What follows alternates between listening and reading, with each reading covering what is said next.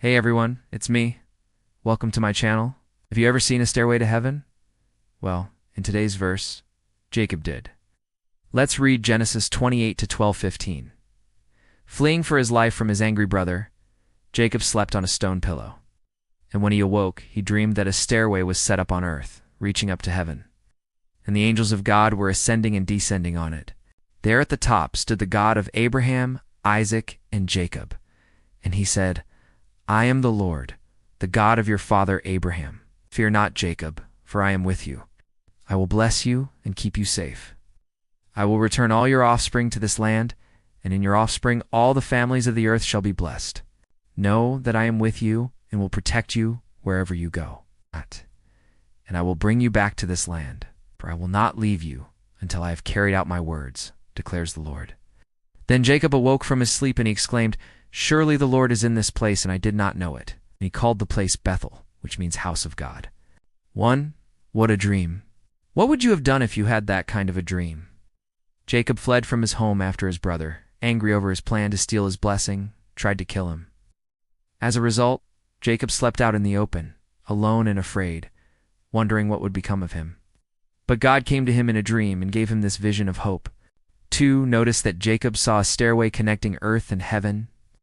This image symbolizes communication and relationship between humanity and the divine. It's a reminder that God is not distant or removed from us, but he desires to have a close relationship with us. 3. Jacob saw angels ascending and descending this stairway.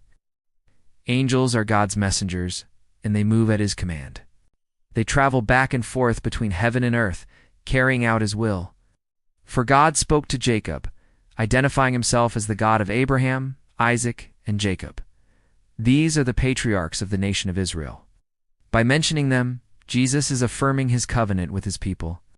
Jesus came to fulfill the promises made to Abraham, Isaac, and Jacob. 5. God promised to be with Jacob, to bless him, and to protect him. These are the basic needs of every human being. We want to know that we are not alone, that we have someone who loves us and cares for us and will defend us.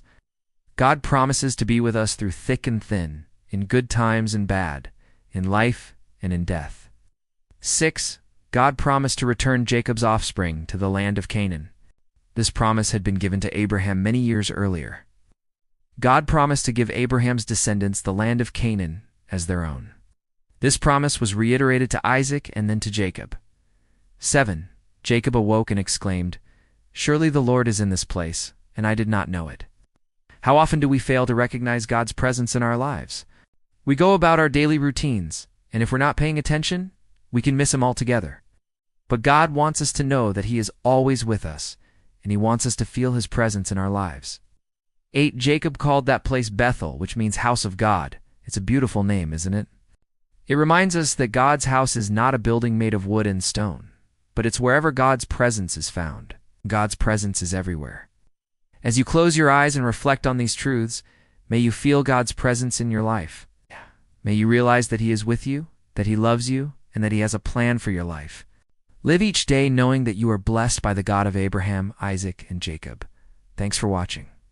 Please like, share, and subscribe, and I'll see you next time.